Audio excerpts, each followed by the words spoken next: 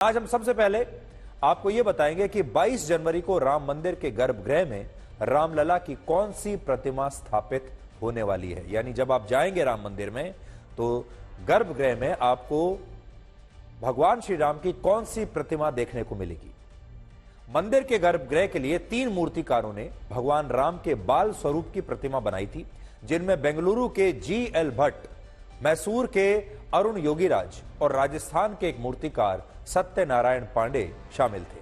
और ये तीनों प्रतिमाएं 51 इंच यानी 4.25 फीट लंबी थी। अब इनमें से एक को चुनना था। प्रतिमा के निर्माण से पहले तीनों मूर्तिकारों को यह बताया गया था कि भगवान राम की प्रतिमा कैसी होनी चाहिए। ऐसी होनी चाहिए जिसमें वो राजा के पुत्र और भगवान विष्णु के अवतार लगे, और इस प्रतिमा में भगवान श्री राम के 5 साल के बाल स्वरूप का चित्रण होना चाहिए। यह ब्रीफिंग दी गई थी इन मूर्तिकारों को। बड़ी बात यह है कि जो प्रतिमा कर्नाटक के मूर्तिकारों ने बनाई उनमें कर्नाटक के ही विशेष पत्थरों का इस्तेमाल हुआ, जबकि राजस्थान में बनी प्रतिमा को वहां के मशहूर मकराना पत्थर से बनाया गया। और इन तीनों प्रतिमाओं में से किस प्रतिमा को राम मंदिर के गर्भगृह में स्थापित किया जाएगा, इसके लिए भी एक विशेष कमेटी का गठन किया गया था और उस कमेटी को यह तय करना था। और इसी कमेटी ने आज मैसूर के मूर्तिकार अरुण योगीराज द्वारा बनाई गई प्रतिमा को गर्भगृह में स्थापित करने के लिए चुन लिया है। और यह चुनाव भी मुख्य रूप से 7 बातों के आधार पर हुआ है। पहला, इसमें बालपन की झलक को देखा गया। दूसरा आधार था सौंदर्य आकर्षण। तीसरा, रचनात्मक डिजाइन। चौथा, विचार की गहराई। पांचवां, पत्थर की गुणवत्ता। छठा, प्रतिमा की आयु। और सातवां, प्रतिमा की प्रतिष्ठा के आधार पर भी मूर्तिकार अरुण योगीराज द्वारा बनाई गई प्रतिमा को गर्भगृह में स्थापित करने के लिए चुना गया है। यानी ये वो 7 मापदंड थे जिनके आधार पर यह फैसला लिया गया। इसका मतलब यह है कि 22 जनवरी को इसी प्रतिमा में भगवान राम की प्राण प्रतिष्ठा की जाएगी और इसे गर्भगृह में स्थापित किया जाएगा। और यह प्रतिमा कैसी दिखती है, इसके लिए अभी आपको थोड़ा सा इंतजार और करना पड़ेगा, क्योंकि इसकी तस्वीरें भी अभी सार्वजनिक नहीं की गई हैं। लेकिन वो कौन सी प्रतिमा है यह तय कर लिया गया है और बहुत जल्द हम आपको उस प्रतिमा की तस्वीरें भी दिखाएंगे। हालांकि अभी बहुत सारे लोगों को यह लग रहा है कि इन तस्वीरों में अरुण योगीराज के साथ भगवान राम की जो प्रतिमा दिखाई दे रही है वही प्रतिमा गर्भगृह में स्थापित होने वाली है, क्योंकि आज दिन भर सोशल मीडिया पर उनकी यह तस्वीर लगातार वायरल हो रही थी और लोगों को लगा कि शायद यही भगवान श्री राम की प्रतिमा है जो उन्हें राम मंदिर में दिखाई देगी। लेकिन ऐसा नहीं है। यह वो प्रतिमा नहीं है जो गर्भगृह के लिए चुनी गई है। यहां एक संयोग यह भी है कि अरुण योगीराज उसी कर्नाटक राज्य से आते हैं जिसे राम भक्त हनुमान की जन्मस्थली माना जाता है।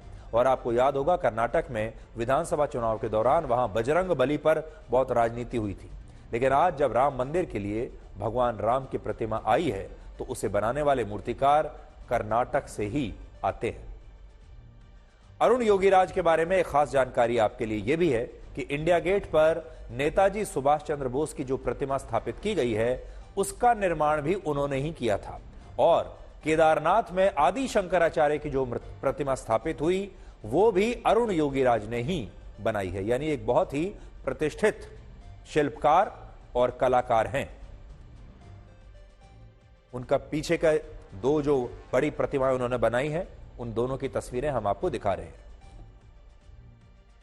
अरुण योगीराज मैसूर महल के मूर्तिकारों के परिवार से आते हैं और 5 पीढ़ियों से उनका परिवार मूर्तियां बनाने का काम ही कर रहा है। दिलचस्प बात यह है कि अरुण योगीराज के माता पिता कभी नहीं चाहते थे कि वो भी उनकी तरह एक मूर्तिकार बने, इसलिए उन पर पढ़ाई लिखाई करके किसी बड़ी कंपनी में नौकरी करने का बड़ा दबाव था। और इस दबाव की वजह से अरुण योगीराज ने MBA की पढ़ाई की, यानी वो MBA हैं, और फिर काफी समय तक उन्होंने प्राइवेट सेक्टर में नौकरी भी की। लेकिन बाद में उन्होंने अपने दिल की सुनी और नौकरी छोड़ दी और अपने परिवार की तरह ही मूर्तियां बनाने लगे और शिल्पकार बन गए। और अब भगवान राम की जिस प्रतिमा में भगवान राम की प्राण प्रतिष्ठा की जाएगी वो प्रतिमा अरुण द्वारा ही बनाई गई है।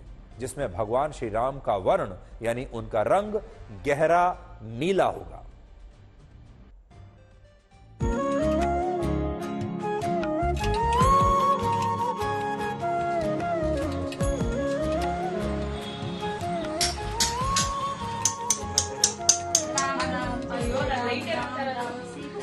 हम इस वक्त मौजूद है अरुण योगीराज की मैसूर निवास पर। आइए हम उनके परिवार लोगों के साथ बातचीत करेंगे। आप बोलिए, आपको अब कैसा लग रहा है? गर्व और बहुत खुशी भी लग रही है और बहुत प्राइड मोमेंट है ये। हमको बहुत ही खुशी हुई है। ये तो जीवन में अत्यंत इट इज़ अ शुभ दिन भी है और बहुत ही साधना है जीवन का। I talked to him and I conveyed my wishes to him and we felt very happy and very proud.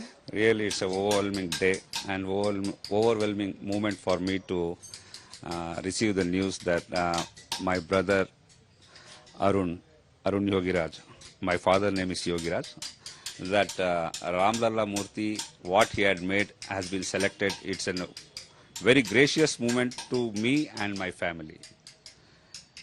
I don't know, I cannot express in words because for 6 months he just worked hard.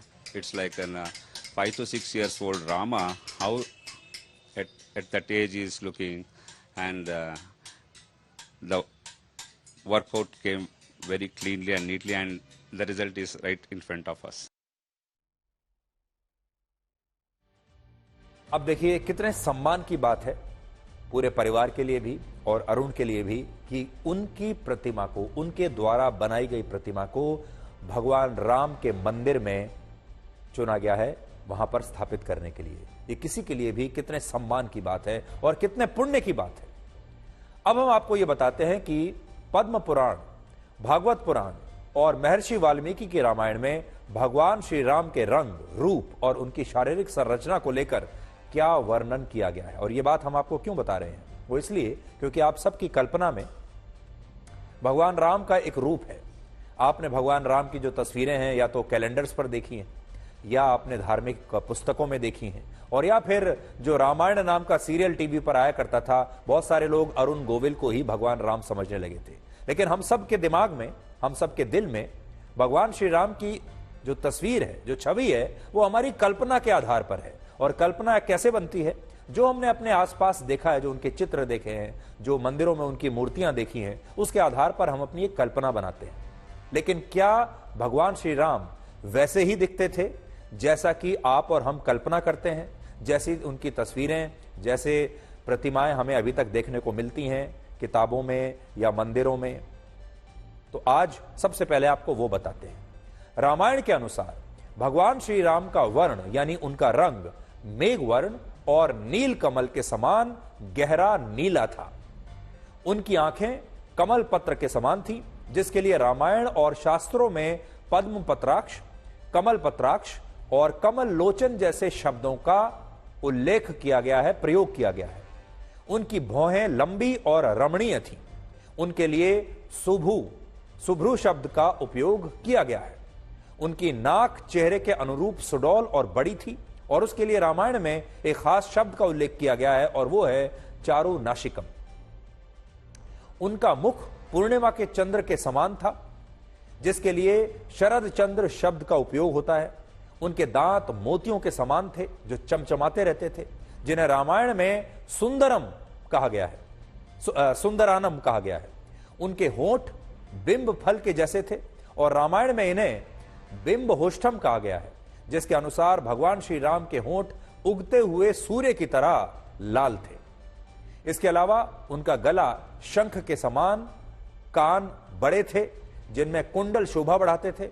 उनके हाथ लंबे थे जो घुटनों तक आते थे, यानी लंबी भुजाएं थी। रामायण में श्री राम के हाथों को आजानुभुज बताया गया है और उनका पेट 3 रेखाओं से युक्त था, जिसे अति शुभ माना गया। और श्री राम के पैरों की लंबाई शरीर के ऊपरी हिस्से के समानुपात में बताई गई और उनका सीना विशाल वक्ष स्थल के समान था। रामायण में यह भी बताया गया है कि भगवान श्री राम के रंग, रूप और शारीरिक संरचना को भाव के अनुरूप ही वर्णित किया जा सकता है और श्री राम के जो चित्र आज तक बनाए गए हैं वो चित्र रामायण और शास्त्रों में उपलब्ध जानकारी के आधार पर ही अंकित किए गए हैं। उदाहरण के लिए पिछले 700 वर्षों में भगवान राम के जितने भी चित्र बने हैं उनमें वो बिना मूंछों के दिखाई देते हैं और ऐसा इसलिए भी है क्योंकि उनके ये सभी चित्र तब के हैं जब वो काफी युवा थे, यानी ये जो सारे चित्र आप देखते हैं ये उनकी युवा अवस्था के चित्र हैं। जैसे भगवान राम का ये चित्र वर्ष 1750 में भारत के मंडी कलाकारों द्वारा बनाया गया था और इसमें भगवान राम और उनके भाइयों के विवाह समारोह को दर्शाया गया है जो इस समय आपकी स्क्रीन पर है। अब ये दूसरा चित्र जो आप देखेंगे ये 16वीं शताब्दी में बनाया गया था जिसमें भगवान राम वनवास पर जाने से पहले अपने पिता राजा दशरथ का आशीर्वाद लेते हैं और इस चित्र को कैलिफोर्निया के the San Diego Museum of Art में संरक्षित करके रखा गया है। इसके अलावा यह चित्र 19वीं शताब्दी का है जिसे भारत के मशहूर चित्रकार राजा रवि वर्मा ने बनाया था और इसमें भगवान राम का रंग आपको नीला दिखाई देता है, जबकि 1950 के दशक में कैलेंडर्स पर भगवान राम और सीता की जो तस्वीर सबसे ज्यादा प्रकाशित होती थी वो भी इस समय आपकी स्क्रीन पर है। ये आपने बहुत देखा होगा और ये वो तस्वीरें हैं जिनमें भारत के करोड़ों लोगों ने भगवान राम का स्मरण किया है और ये तस्वीरें उसी वर्णन पर आधारित हैं जो रामायण में उनके बारे में मिलता है। अब ये तस्वीर देखिए, ये 1987 की है जब धर्मयुग नाम की एक पत्रिका के कवर पेज पर रामायण सीरियल में भगवान राम का रोल करने वाले मशहूर कलाकार अरुण गोविल की तस्वीर प्रकाशित हुई थी। तो उस जमाने में लोगों ने भगवान राम को कुछ इस रूप में देखना शुरू किया जो आपकी स्क्रीन पर है और हमारे देश में बड़ी संख्या में लोग असल में अरुण गोविल को ही भगवान राम समझने लगे थे। और अभी आपने देखा होगा कुछ दिन पहले अरुण गोविल एक एयरपोर्ट पर जा रहे थे और वहां उन्हें कुछ लोग मिले और लोगों ने उनके पैर छूने शुरू कर दिए थे उन्हें भगवान राम समझकर। आज भी आप सोचिए कितनी श्रद्धा है भारत के लोगों में भगवान श्री राम के प्रति कि वो एक एक्टर के पैर छूने लगते हैं ये समझकर कि इस एक्टर ने भगवान श्री राम का रोल निभाया है, सिर्फ एक्टिंग की है, उसके बावजूद ये एक्टर ही पूजनीय बन जाते हैं। तो आप सोचिए भगवान श्री राम के लिए हमारे देश में लोगों के मन में कितनी आस्था होगी।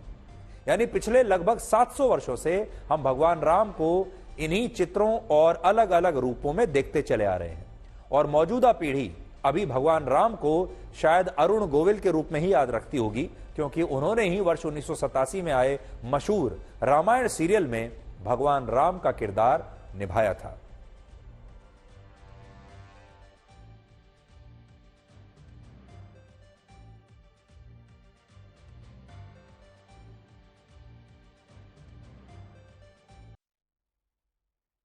तो इस वीडियो से आप अंदाजा लगा सकते हैं कि हमारे देश के लोगों में भगवान श्री राम के प्रति कितनी आस्था है। और आप भी कहेंगे कि आज हम आपको ये सारी बातें क्यों बता रहे हैं, तो मैं आपको फिर से बता दूं कि इस साल नव वर्ष पर 1 जनवरी से हमने अपनी एक नई सीरीज आपके लिए शुरू की है। आप सब भगवान राम का स्वागत करने के लिए तैयार हैं, राम मंदिर का स्वागत करने के लिए तैयार हैं।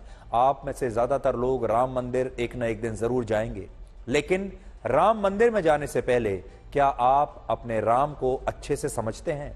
क्या आप अपने भगवान श्री राम की कथा के बारे में जानते हैं, उनके आदर्शों के बारे में जानते हैं? जिन मर्यादाओं में बंध कर वो चले, क्या उन मर्यादाओं के बारे में आप जानते हैं? क्या ये समय सही है कि आपका भगवान श्री राम के साथ एक नया परिचय करवाया जाए, जिस परिचय के बाद आप भगवान श्री राम के आदर्शों को समझ सकें, अपने जीवन में उन्हें अपना सकें और ना सिर्फ एक बेहतर इंसान बने बल्कि एक सफल इंसान भी बन सके। और उसी के लिए हमने ये नई सीरीज आपके लिए शुरू की है। तो रामायण में भगवान श्री राम की शारीरिक संरचना के साथ उनके गुणों का भी उल्लेख किया गया है। वो कैसे दिखते थे ये तो हमने आपको बता दिया, लेकिन उनमें गुण क्या थे जिन गुणों ने उन्हें भगवान बनाया और जिसके तहत भगवान राम किसी मनुष्य में दोष नहीं देखते थे। वो सदा शांत रहते थे और सांत्वना पूर्वक मीठे वचन हमेशा से वो बोलते थे। उनसे कोई कठोर वचन भी बोलता था तो श्री राम उस बात का जवाब कभी देते नहीं थे, और कभी कोई एक बार भी उपकार कर देता था तो वो उस एक उपकार से सदा संतुष्ट रहते थे, और आजकल के लोगों की तरह मदद को छोटे और बड़े रूप में कभी देखते नहीं थे। भगवान राम हर उपकार और मदद के प्रति कृतज्ञ रहते थे, और उनका सबसे उत्तम गुण यह था कि वो मन को हमेशा वश में रखते थे, जबकि कलयुग में मन को वश में न रख पाना ही आज की सबसे बड़ी समस्या है। इसके अलावा श्री राम के मुख से कभी झूठ नहीं निकलता था, और वो वृद्ध लोगों का बहुत सम्मान करते थे, और अपनी प्रजा के प्रति उनका और उनके प्रति प्रजा का अनुराग अद्भुत था। और श्री राम दयालु होने के साथ क्रोध को जीतने वाले मर्यादा पुरुषोत्तम थे, और ये वो सारे गुण हैं जो भगवान राम को के इस देश के लोगों में आज आपको ढूंढने से भी नहीं मिलेंगे। हम भक्ति तो बहुत करते हैं भगवान श्री राम की, पूजा पाठ भी करते हैं, आस्था भी रखते हैं, लेकिन क्या हम भगवान श्री राम की तरह बनने की कोशिश करते हैं? आप भगवान श्री राम के जितने भी चित्र देखेंगे उनमें से किसी में भी आपको वो क्रोध में नजर नहीं आएंगे, एक भी चित्र में। हमेशा जितने भी चित्र आपने देखे होंगे भगवान राम के, उन सब चित्रों में वो आपको सिर्फ मुस्कुराते हुए नजर आएंगे। उनके चेहरे पर आपको शांति दिखाई देगी।